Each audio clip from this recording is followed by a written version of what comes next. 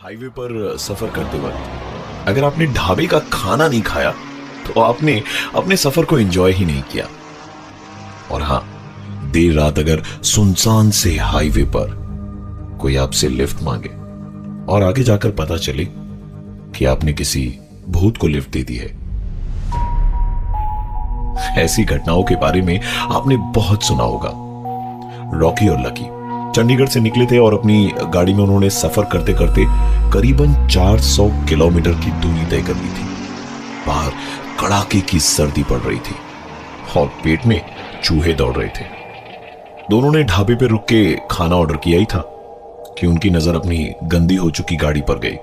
उन्होंने ढाबे पे एक बच्चे से कहा, अरे छोटू, वो गाड़ी धो दे यार। चंडीगढ़ से यहां एमपी तक करीब कुछ 400 किलोमीटर आ चुके थे रॉकी और लकी, तो गाड़ी तो गंदी होनी ही थी। गाड़ी धुलवा के खाना खा के दोनों ढाबे से बाहर निकल के गाड़ी में बैठे ही थे कि गाड़ी की बोनेट पे एक उल्लू आके बैठ गया और अपना सर घुमा के विंड स्क्रीन से इन दोनों को देखने लगा। रॉकी ने खिड़की से हाथ निकाल के थोड़ा सा शोर करके उल्लू को उड़ा दिया और गाड़ी स्टार्ट करने वाला था कि उसकी गाड़ी की डिक्की से आवाज आई। गाड़ी से उतर के रॉकी ने डिक्की चेक की। डिक्की खाली पड़ी थी, इसलिए उसने इस बात के बारे में ज्यादा सोचा नहीं और गाड़ी स्टार्ट करके चल पड़े। गाड़ी चला के ढाबे से करीबन 800 मीटर ही आगे बढ़े होंगे कि रॉकी के कंधे पे हाथ रख के कोई पीछे से बोला, जरा गाड़ी लेफ्ट में रोकना। लकी चिल्लाया, अबे गाड़ी क्यों रोकी? इतनी तेज ब्रेक कोई लगाता है क्या? रॉकी ने जो कहा, ऐसा कुछ सुनने की उम्मीद लकी को नहीं थी। उसने कहा, भाई, किसी ने पीछे से मेरे कंधे पे हाथ रख के गाड़ी साइड में लगाने को कहा। लकी ये सुनकर और भड़क गया। हाँ, पीछे भूत बैठा है, चल हट, मैं चलाता हूं गाड़ी, रात की उतरी नहीं है तेरी अभी तक। लकी ने सीट बदल के गाड़ी ड्राइव करना शुरू किया। बाहर पड़ रही सर्दी वो अपनी गाड़ी में भी महसूस कर पा रहे थे और लकी ने गाड़ी का ब्लोअर ऑन कर दिया।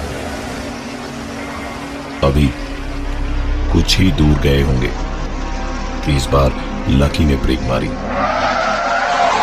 इस बार रॉकी चिल्लाया, अबे तुझे क्या हुआ? हाँ? लकी ने कहा, यार, किसी ने मुझे भी पीछे से कहा जरा ब्लोअर मिडिल में करना। सुनसान सड़क, घनघोर कोहरा और अगल बगल के जंगल से आती आवाजें उनकी इस सिचुएशन को और भी डरावना बना रही थी। दोनों बात कर ही रहे थे कि गाड़ी की छत पे जोर से कुछ गिरने की आवाज आई। दोनों एक दूसरे का मुंह देखने लगे कि अब क्या नई मुसीबत आने वाली है। फिर भी हिम्मत करके जब दोनों उतरे तो उनके सर के ठीक ऊपर बहुत करीब से एक उल्लू उड़ता हुआ गया और पास के पेड़ की एक शाख पे जाकर बैठ गया। देख के लग रहा था मानो वो उन्हीं को देखकर आवाज कर रहा हो।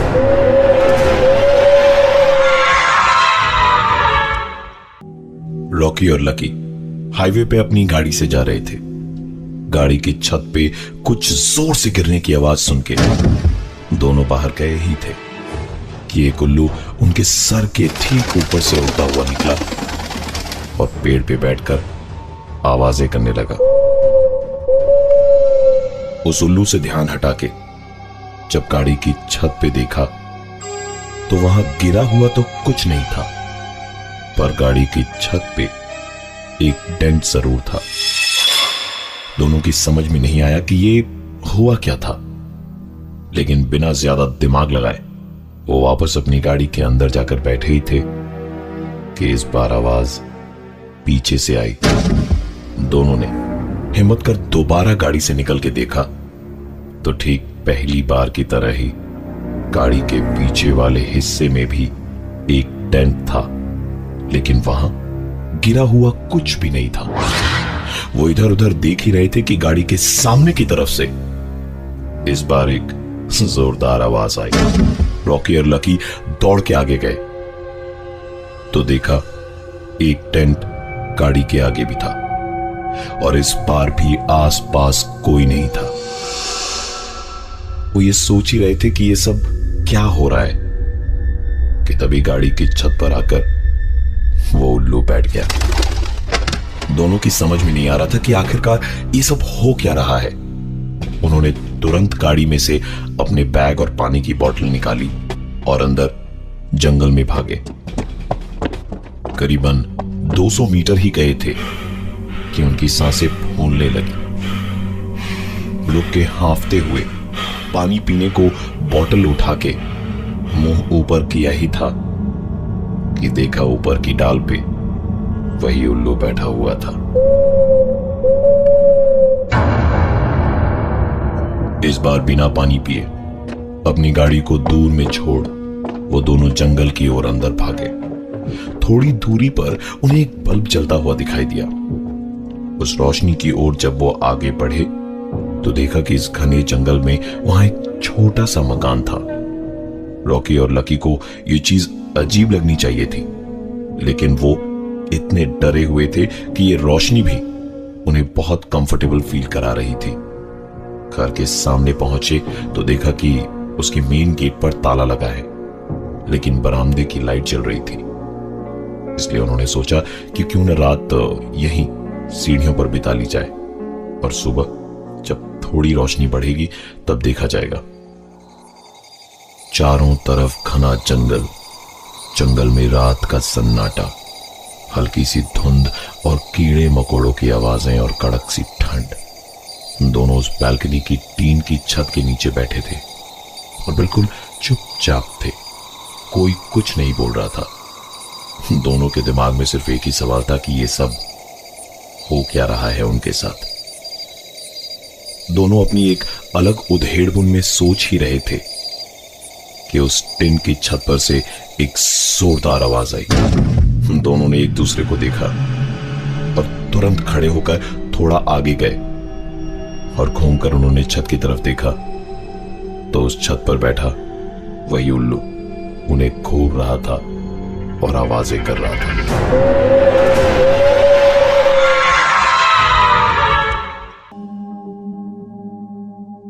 रॉकी और लकी अब अपनी जिंदगी के इस सफर को कभी नहीं भुला सकते।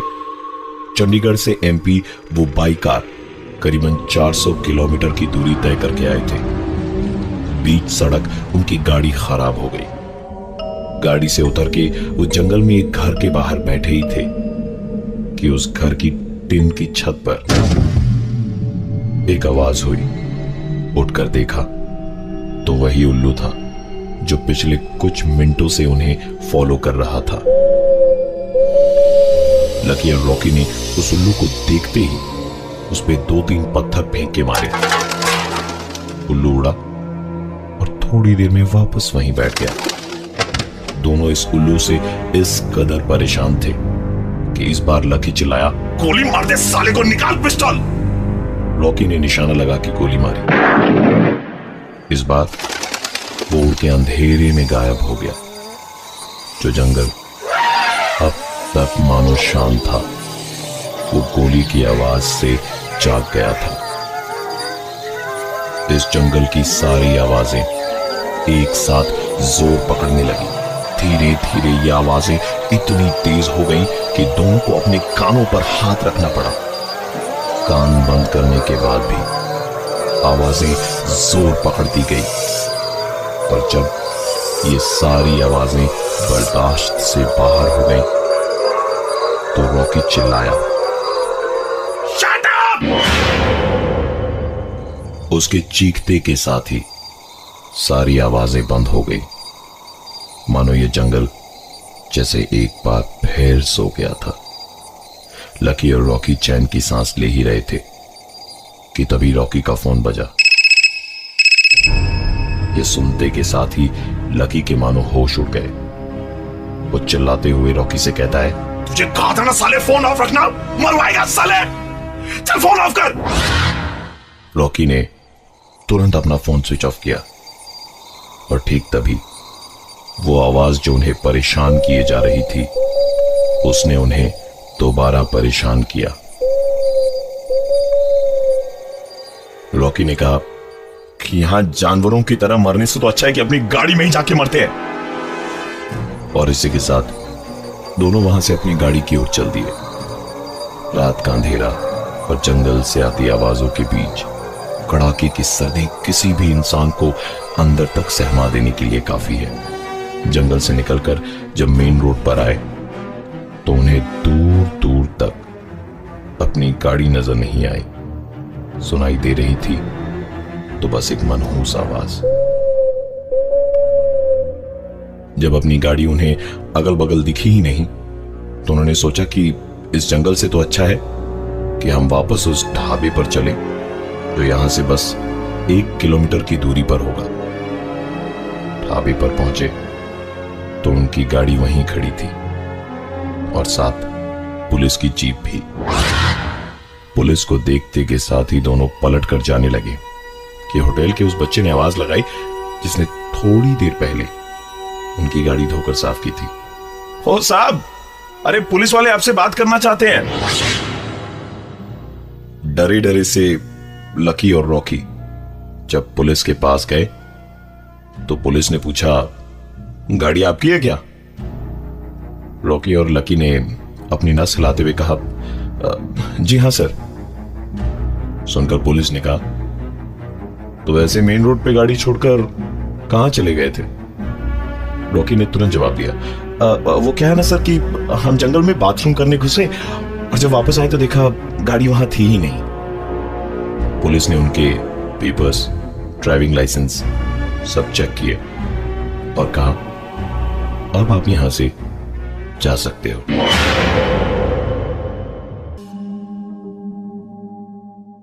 रॉकी और लकी चंडीगढ़ से करीबन 400 किलोमीटर दूर एमपी के एक रिमोट एरिया में थे। गाड़ी के खराब होने और गाड़ी में हो रही अजीब घटनाओं के बाद गाड़ी छोड़कर थोड़ा जंगल के अंदर गए और जब वापस आए तो रात के अंधेरे में जब उन्हें उनकी गाड़ी नहीं मिली तो उन्होंने उस ढाबे तक चल के जाने की सोची जहां उन्होंने थोड़ी देर पहले अपना रात का खाना खाया था। वहां पहुंचने पर उनकी गाड़ी मिली जो पुलिस ने लावारिस समझकर जब्त कर ली थी। पुलिस ने उनके पेपर्स देखे और फिर गाड़ी हैंडओवर कर दी। गाड़ी में घुसने से पहले उन्होंने गाड़ी की छत, सामने का पोर्शन, फिर पीछे वाला हिस्सा देखा और गाड़ी की डिक्की, सब कुछ चेक करा। दोनों इस सोच में डूब गए कि यार गाड़ी में तो जगह जगह पर डेंट थे पर अभी तो सब कुछ नया जैसा ही लग रहा है। खैर, पुलिस वहां बैठी थी इसलिए दोनों ने ज्यादा टाइम नहीं बिताया और तुरंत गाड़ी के अंदर बैठे। गाड़ी स्टार्ट करने ही वाले थे कि गाड़ी की बोनट पर वही उल्लू आकर बैठा और ऐसा लग रहा था जैसे वो शीशे के उस पार सिर्फ इन्हें ही देख रहा हो। रॉकी ने उसे भगाने के लिए गाड़ी के वाइपर्स चला दिए पर फिर भी वो वहीं बैठा रहा। इसके बाद रॉकी ने बाहर निकलकर अपने हाथों के इशारों से और चिल्लाकर उस उल्लू को वहां से उड़ाया और गाड़ी स्टार्ट करके चल दिए। दोनों के चेहरों पर एक अजीब सी मुस्कान थी जिसमें न जाने उन्होंने कैसे राज छिपाए हुए थे। अभी थोड़ी दूर ही गए थे कि उनकी गाड़ी खराब हो गई। लाख कोशिशों के बाद भी गाड़ी शुरू नहीं हो रही थी। रॉकी जब गाड़ी से उतरा तो एक अजीब सी फीलिंग उसे होने लगी क्योंकि ये एग्जैक्टली वही जगह थी जहां उनकी कार थोड़ी देर पहले खराब हुई थी। नीचे उतरने के लिए रॉकी ने जैसे ही गाड़ी का दरवाजा खोला था कि ठीक तभी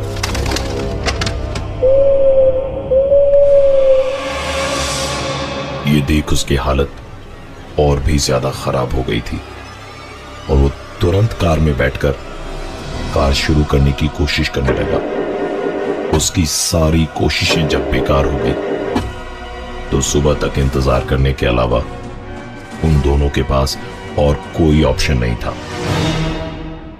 गाड़ी की सीट को थोड़ा पीछे कर दोनों सोने की तैयारी करने लगे कि गाड़ी की डिक्की से आवाज आई। लकी ने कहा, रॉकी, तूने वो आवाज सुनी जो मैंने सुनी?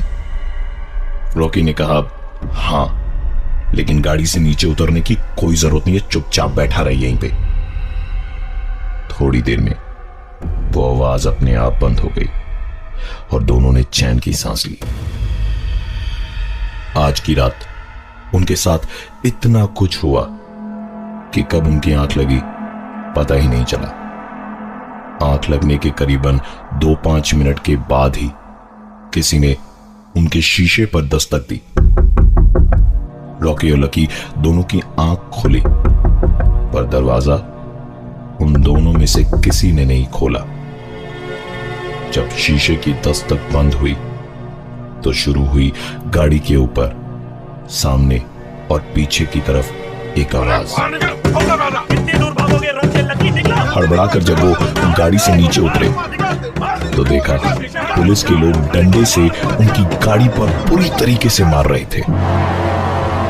दरअसल रॉकी और लकी चंडीगढ़ से एमपी भागकर इसलिए आए थे क्योंकि नशे में उनसे हाथापाई के दौरान अपने दोस्त की हत्या हो गई थी। उनका ये दोस्त छत से गिर के मरा था। पुलिस को वायरलेस पर थोड़ी देर पहले जानकारी मिली कि इन दो अपराधियों के फोन की लास्ट लोकेशन उनके आसपास के इलाके से मिली और तुरंत एक्शन में आकर पुलिस ने उन दोनों को गिरफ्तार कर लिया। रॉकी और लकी पुलिस की गाड़ी में थे और जब नजर अपनी गाड़ी की छत पर गई तो वही उल्लू